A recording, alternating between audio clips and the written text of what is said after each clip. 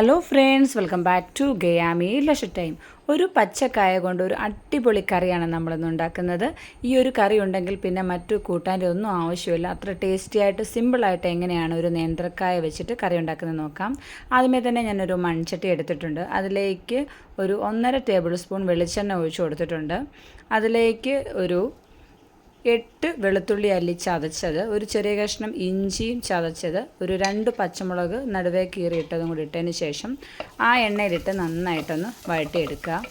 അതിൻ്റെ പച്ചമണമൊക്കെ ഒന്ന് മാറുന്നത് വരെ ഒന്ന് വഴറ്റുക. ഇതിലേക്ക് ഞാനൊരു 20 ചെറിയുള്ളി ഒരു കൂടുതൽ എടുക്കുന്നതായിരിക്കും ടേസ്റ്റ് കൂടാൻ നല്ലത് കേട്ടോ. അതൊന്ന് ചതച്ച് വെച്ചിരിക്കുകയാണ്. നല്ലതായിട്ടങ്ങ് ചതയേണ്ട ആവശ്യമില്ല. എന്നിട്ട് ആ 20 ചെറിയുള്ളിയും കൂടി അതിലിട്ടിട്ട് വീണ്ടും നന്നായിട്ട് വഴറ്റിയെടുക്കാം. സവാള ഇട്ടാലും മതി, പക്ഷേ ചെറിയുള്ളി ഇടുന്നതിനായിരിക്കും ടേസ്റ്റ് കൂടുതൽ കേട്ടോ. ഇനി നമുക്കിതിലേക്ക് ഒരു 1/4 ടീസ്പൂൺ മഞ്ഞൾപ്പൊടി ഇട്ട് കൊടുക്കുന്നുണ്ട്. മഞ്ഞൾപ്പൊടി ഇട്ട് വീണ്ടും നമുക്ക് നന്നായിട്ട് ഇളക്കാം. അപ്പോൾ ഇത് ഒരു ഇടത്തരം നേന്ത്രക്കായാണ് ഞാൻ എടുത്തിരിക്കുന്നത് കേട്ടോ. അപ്പോൾ അതിൻ്റെ അളവാണ് പറയുന്നത്. ഇനി ഇതിലേക്ക് ഒരു നേന്ത്രക്കായ ഇതേപോലെ നീളത്തിലരിഞ്ഞ് തൊലിയെല്ലാം കളഞ്ഞ് നീളത്തിൽ ഇതേ ഈ ഒരു ഷേപ്പിലാണ് അരിഞ്ഞിരിക്കുന്നത്. അതിൻ്റെ കറയെല്ലാം കളഞ്ഞതിന് ശേഷമാണ് നമ്മളിതിലേക്ക് ഇട്ട് കൊടുത്തത് കേട്ടോ. കുറച്ച് നേരം അരിഞ്ഞ് വെള്ളത്തിലിട്ടതിന് ശേഷം കറ കളഞ്ഞിട്ട് ഇതിലേക്ക് ഇട്ട് കൊടുക്കുക. എന്നിട്ടത് നന്നായിട്ടൊന്ന് ഇളക്കുക. ഇനി നമുക്കിതിനേക്ക് ആവശ്യത്തിനുള്ള ഉപ്പ് ചേർക്കണം. ഉപ്പ് ഞാനിപ്പോൾ ഒരു 1/2 ടീസ്പൂൺ ഉപ്പാണ് ചേർക്കുന്നത്. എന്നിട്ട് അതിലേക്ക് 1 ഗ്ലാസ് വെള്ളം ഒഴിച്ചു കൊടുക്കണം. ഈ ഒരു കഷ്ണം വേവാനായിട്ടുള്ള വെള്ളം വേണം. ഈ എണ്ണയിലിട്ട് ആദ്യമേ ഈ കായൊക്കെ ഒന്ന് നന്നായിട്ട് ഇളക്കിയതിന് ശേഷം 1 ഗ്ലാസ് വെള്ളം ഒഴിച്ചു കൊടുക്കുക. എന്നിട്ട് നന്നായിട്ട് ഇളക്കി ഹൈ ഫ്ലെയിമിൽ തന്നെ വെക്കുക. അടച്ച് വെച്ച് ഒരു 5 മിനിറ്റ് വേവിക്കുക. അപ്പോഴത്തേക്ക് കായ പെട്ടെന്ന് വെന്ത് കിട്ടും. ഇനിയിപ്പോൾ ഞാൻ അടച്ചു വയ്ക്കുകയാണ്. ഈ സമയം നമുക്ക് അരപ്പ് റെഡിയാക്കാം. 1 കപ്പ് നാളികേരം ചിരകിയത്, അതിലേക്ക് 1 ടീസ്പൂൺ മുളക് പൊടിയും ഒരു 1/2 ടീസ്പൂൺ മല്ലിപ്പൊടിയാണ്. അതിലേക്കൊരു 1/4 കപ്പ് വെള്ളം കൂടി ഒഴിച്ച് നന്നായിട്ട് അരച്ചെടുത്തിട്ട് വരിക. പിന്നെ ഒരു ചെറിയ കഷ്ണം പിഴുപുളി ഉണ്ടല്ലോ, അത് വെള്ളത്തിലിട്ട് വെച്ചിട്ടുണ്ട് കുതിരാനായിട്ട്. ഇപ്പോൾ ഒരു 5-6 മിനിറ്റ് കഴിഞ്ഞിട്ടുണ്ട്. നമ്മുടെ കഷ്ണമൊക്കെ ഒന്ന് വെന്തിട്ടുണ്ട് കേട്ടോ. അപ്പോൾ നമുക്ക് ഏത്തക്കായ കഷ്ണം എടുത്ത് നോക്കുക, വെന്തിട്ടുണ്ട്. അപ്പോൾ ഈ ഒരു ഇത് മതിയാവും. ഇനി നമുക്കിതിലേക്ക് നാളികേരത്തിൻ്റെ അരപ്പ് ചേർത്ത് കൊടുക്കാം. നമ്മൾ നന്നായിട്ട് അരച്ച് വെച്ചിട്ടുണ്ടല്ലോ നാളികേരത്തിൻ്റെ അരപ്പ്, ഇതിലേക്ക് ചേർത്ത് കൊടുക്കുക. എന്നിട്ട് ആ മിക്സിയുടെ ജാറൊന്ന് കഴുകി കുറച്ച് വെള്ളം കൂടെ ഒഴിക്കുക.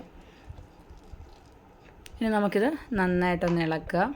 ഈ ഒരു സമയം നമുക്ക് ഉപ്പൊക്കെ ഉണ്ടോ എന്ന് നോക്കാം. ഉപ്പ് എനിക്കത് ആവശ്യത്തിനുണ്ടായിരുന്നു കേട്ടോ. എന്നിട്ടിത് വീണ്ടും നന്നായിട്ട് ഇളക്കുക. ഇനി നമ്മൾ നേരത്തെ പുളി ഇട്ട് വെച്ചിരുന്നല്ലോ, ഒരു ചെറിയ നെല്ലിക്ക വലുപ്പത്തിലുള്ള പുളി മതിയാവും. അത് നന്നായിട്ട് പിഴിഞ്ഞിട്ട് അതിൻ്റെ ചാറ് ഒഴിച്ചു കൊടുക്കുക. ആ പുളിവെള്ളം ഒഴിച്ചു കൊടുത്തിട്ട് ഇത് നല്ല ഹൈ ഫ്ലെയിമിലിട്ടൊന്ന് തിളപ്പിക്കാൻ വെക്കുക കേട്ടോ. അപ്പോൾ നന്നായിട്ടതൊന്ന് തിളച്ച് വരും. ഇനി ഞാനിതിലേക്ക് ഒരു വലിയ പഴുത്ത തക്കാളിപ്പഴം, ഒരെണ്ണം മതി, ചെറുതാണെങ്കിൽ 2 ഇടാം, നീളത്തിലരിഞ്ഞതും കൂടി ഇട്ട് കൊടുക്കുന്നുണ്ട് കേട്ടോ. എന്നിട്ട് നന്നായിട്ട് ഇളക്കി നമുക്കിതിനെയും നല്ലതായിട്ടൊന്ന് തിളച്ചാൽ മതി. അടച്ച് വെച്ച് ഒരു ഹൈ ഫ്ലെയിമിൽ ഒരു 2-3 മിനിറ്റ് വെച്ചാൽ മതി. ഇപ്പോൾ അതാണ് നന്നായിട്ട് തിളച്ചിട്ടുണ്ട്. അപ്പോൾ നമ്മുടെ കറി റെഡി ആയിട്ടുണ്ടെങ്കിൽ നമുക്ക് താളിച്ചൊഴിച്ചാൽ മതിയാവും. അപ്പോൾ നല്ല സൂപ്പർ കറിയാണ് കേട്ടോ. ചോറിൻ്റെ കൂടെ ഈ ഒരു കറി മാത്രം മതി കഴിക്കാൻ. അപ്പോൾ നന്നായിട്ട് തിളച്ചിട്ടുണ്ട്. ഇനി നമുക്ക് ഗ്യാസ് ഓഫ് ചെയ്യാവുന്നതാണ് കേട്ടോ. ഇനി നമുക്കിതിലേക്ക് താളിച്ചൊഴിക്കാം. ഒരു ചെറിയ ചീനച്ചട്ടി എടുത്തിട്ടുണ്ട്. അതിലേക്ക് വെളിച്ചെണ്ണ 1 ടേബിൾ സ്പൂൺ ഒഴിച്ചു കൊടുക്കുക. വെളിച്ചെണ്ണ ചൂടായി വരുമ്പോൾ കടുക് ഇട്ട് കൊടുക്കുക. അതിലേക്കൊരു ചെറിയുള്ളി ഒരു 10 എണ്ണം ഇട്ട് കൊടുക്കുക. ചെറിയുള്ളിയാണ് ഇതിന് ടേസ്റ്റ് കേട്ടോ.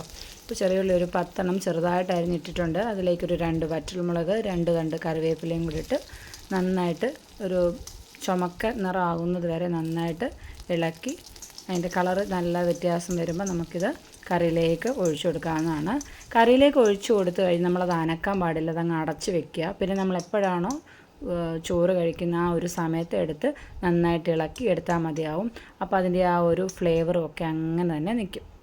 അപ്പോൾ നമ്മളിത് കറിയിലേക്ക് ഈ താളിച്ച് ഒഴിക്കുകയാണ് കേട്ടോ. ഇനി ഇത് അതേപോലെ അങ്ങ് അടച്ച് വയ്ക്കുക. ഇനി നമ്മൾ സെർവ് ചെയ്യാൻ നേരത്ത് മാത്രം എടുത്താൽ മതിയാവും. ഇപ്പം നല്ല സെറ്റായിട്ടുണ്ട് നമ്മുടെ കറി. നിങ്ങൾക്ക് കാണുമ്പോൾ തന്നെ അറിയാമല്ലോ, അത്രയ്ക്ക് ടേസ്റ്റാണ് കേട്ടോ. സാധാരണ നമ്മൾ കായ കൊണ്ട് എരിശ്ശേരിയൊക്കെ ഉണ്ടാക്കാറുണ്ട്. ഇങ്ങനെ ഈ രീതിയിൽ നിങ്ങളൊന്ന് വെച്ച് നോക്കണം. ഈ ഒരു കറി മതിയാവും. ഒരു പപ്പടം കൂടെ ഉണ്ടെങ്കിൽ പിന്നെ വേറെ ഒരു കൂട്ടാൻ്റെ ആവശ്യമില്ല. അത്രയ്ക്ക് ടേസ്റ്റാണ്. എല്ലാ കൂട്ടുകാരും ഒന്ന് ട്രൈ ചെയ്ത് നോക്കൂ. മറ്റൊരു നല്ല വീഡിയോയുമായി വീണ്ടും വരാം. Thanks for watching.